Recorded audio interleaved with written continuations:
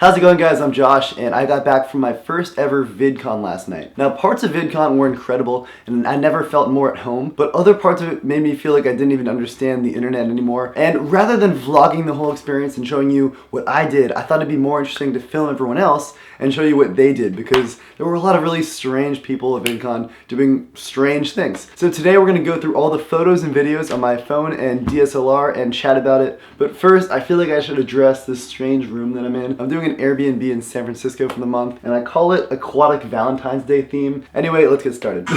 This is a great video to start off with. So this was the first night of VidCon. It was a pre-party, and I was just stunned by the entire scene. So first of all, I was really surprised by the audience that actually went to VidCon. I expected it to be a little bit older, but it was actually primarily teenage girls. Another thing about VidCon is I expected it to be a YouTube convention, but I quickly learned that it's for all online video platforms, as the name VidCon suggests. So I quickly learned about a lot of new platforms that I'd never heard of. The biggest one was definitely Musical.ly, and this kid, it was definitely a Musical.ly kid. All the kids you could tell because they were wearing backwards hats, white shoes, and tight jeans. They were all just a bunch of 14-year-old pretty boys, which I know it sounds closed-minded and as if I don't like it. The reason why I'm sort of skeptical about the platform is because when you have a platform like YouTube, it takes talent to be a YouTuber. Whether you skateboard or have something, you need to be able to make an 8-minute video and be able to talk about stuff. People that make YouTube videos are probably at least somewhat interesting, whereas with these Musical.ly kids, they just kind of lip sync to songs. It seems like that's all there is to it. Maybe I don't understand it. I'm sure there are also very talented Musical.ly kids. I saw some cool dancers actually, but I saw a lot of kids just like this who were just kind of walking around, filming themselves, not really doing anything. But anyway, I still have the utmost respect for kids who are doing this because you know what? They're probably from some suburban town in Florida and they found this cool opportunity to make it big on a platform. And now they're probably doing pretty well, making a lot of money, having millions of followers on these strange platforms I don't understand. So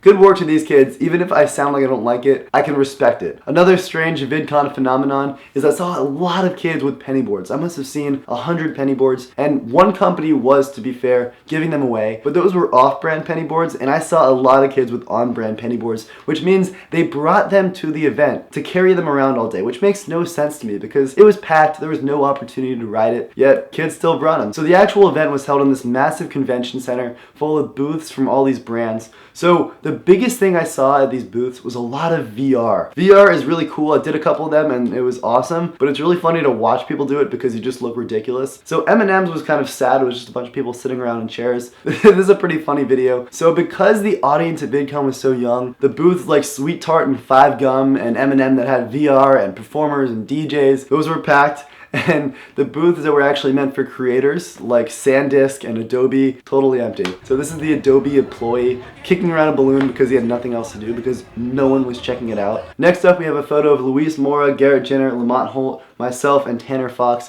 We had a brief meetup on Saturday. We just threw out a quick Instagram post and had kids coming out and talk to us, and it was super fun. Turnout wasn't crazy. We had maybe 20, 25 kids, but everyone that came I got to talk to extensively, which is super cool because, you know, I see the big numbers and I see the comments, but to actually get to talk to my viewers and have an extended conversation with them is awesome. So it was great meeting everyone here at VidCon. Hopefully I get to meet more of you in the future. Next we have a party photo, and this is the Studio 71 party. So the way VidCon works is when you buy a pass, you have access to the actual event. But what's really exciting are the parties afterwards that are held exclusively for creators, but they're not just for any creators.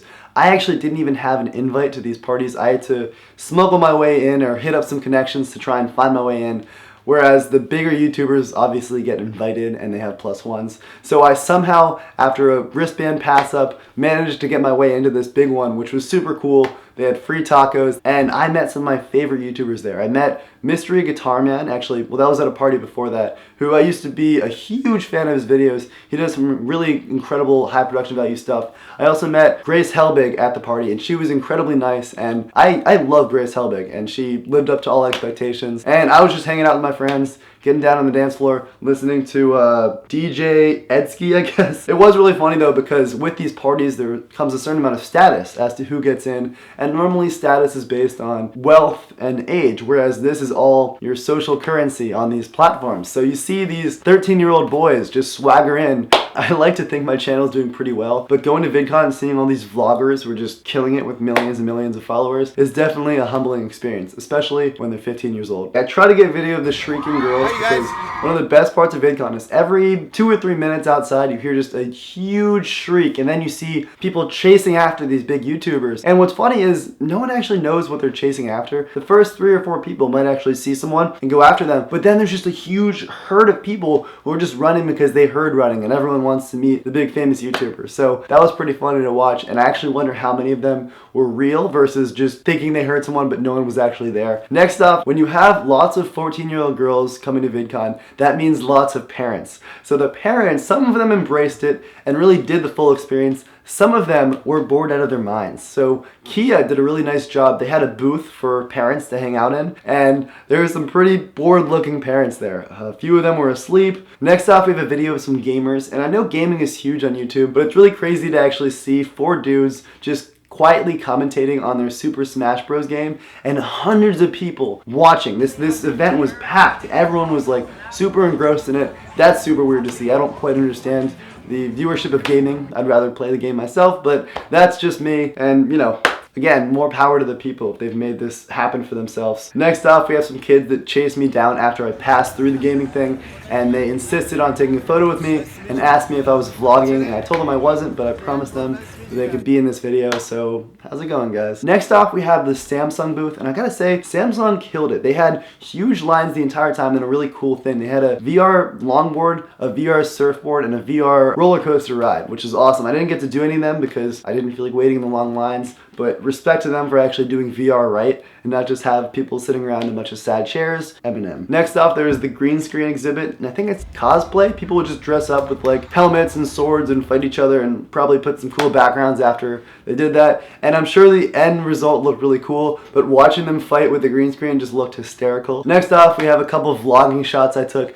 It's so strange to watch people vlog. You have to hope that they have an audience of people who are really curious about what they're doing, because if they don't, then it's just kind of sad seeing them narrate their lives to no one, which takes us to live streaming. So I saw a lot of live streamers there who are actually just live streaming the entire thing, having conversations with me as they were live streaming. And it's weird because I'd always ask them like, oh, how big is your audience? And what puts me off about vlogging and live streaming is if you have a big audience and people care, I think that's great. You're interacting with your viewers, but there are a lot of people who just start off with vlogging and live streaming without having anything that actually brings people in, and it just seems very neurotic. I met all these people who were live streaming all of VidCon, talking to me while they were live streaming, and I'm like, oh, how many people are in this? And they're like, 6? Why are you doing this? It's just strange to me. To assume that people care about your life is really strange, and especially when you're not even doing interesting things, because every single person there was live streaming and vlogging. So I don't know, I'm really torn on this whole oversaturated trend of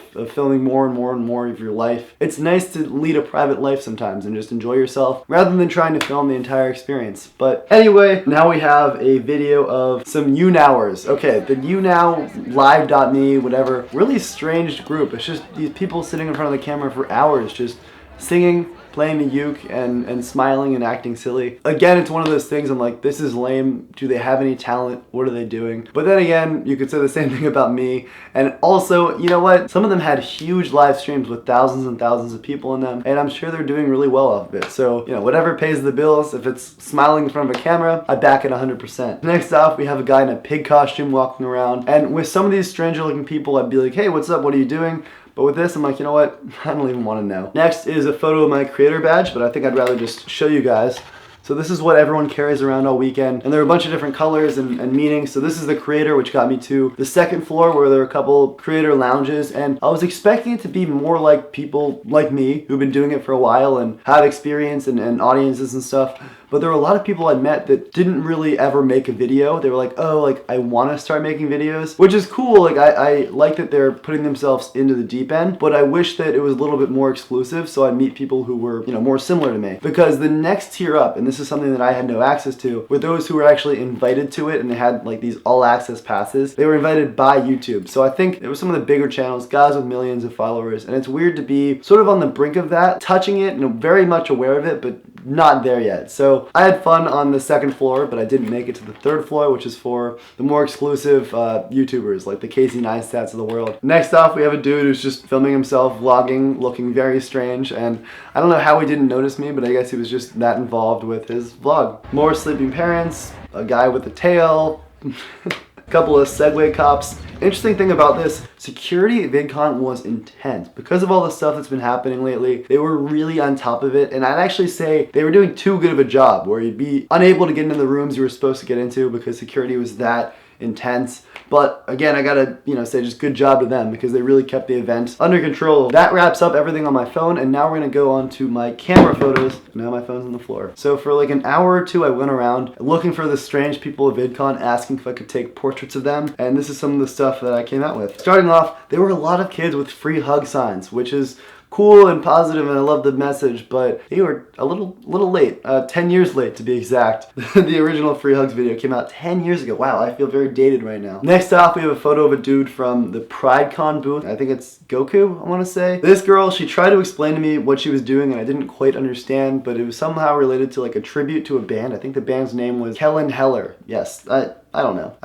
Again, so many trends on here that I just have no idea anything about. I'm not that hip. You guys are aware of that. Next, we have a guy with some cool hair who also made YouTube videos, and I just like that his hair was the same as the palm trees. More free hugs kids, and these kids actually bombarded me with free hugs that I didn't want, which was weird. Next up, we have one of the best dressed people at VidCon. He decked himself out with VidCon gear, and of course, he was super down to have his photo taken because, like all people at VidCon, myself included, we're all a bunch of neurotic creators. This last photo was a girl in an elephant costume, and when I asked her why she was wearing the costume, she said she wanted to be wearing it in a photo with one of her favorite creators, whose name I don't remember. And when I asked her why, is he related to elephants in any way, she said, no, I just like elephants. And I think that just about sums up my VidCon experience. A lot of things that just I don't quite understand. The strangest thing about VidCon is, as a 20-year-old guy, I normally feel pretty young. I'm always surrounded by people who are older than me, but this is one of the first times in my life where I felt really old. There were all these younger people doing all these trends that I either didn't understand or understood but had absolutely no interest in. And I think the biggest overlapping theme of all these trends is neuroticism, and it's all about sharing more and more of your life more frequently and every single last detail, which fits in with these live streamers who film themselves talking for 5 hours, and every vlogger who films every single day ever. And my issue with it is that I feel like some people might say it's the next big trend and the future of content, but it seems to me more like the diminishing of content. It's an excuse for good content. Rather than making a cool creative video, you just film your day as an excuse. And some people have done vlogging right. Casey Neistat does it really well. John Hill does some really cool creative stuff with skateboarding, but some people just film their lives, and it's like talking to the camera doing nothing, and that's such a bummer to me because I really do care about making good videos. And maybe I just sound like I'm dating myself right now and I don't understand it. I'd be curious to know what you guys think of the whole vlogging trend, and if it is just bad content or if it's the future of good content. And also let me know what you think of this whole style video I just did, where I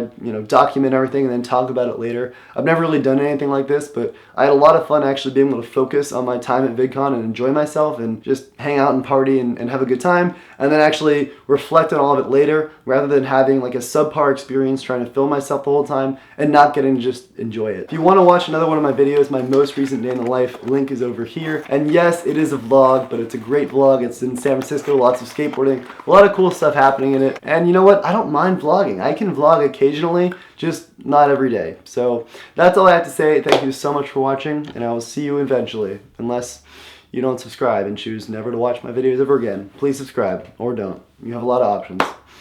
Ready? Send it. What do you guys think of that? Yeah, no, don't do that.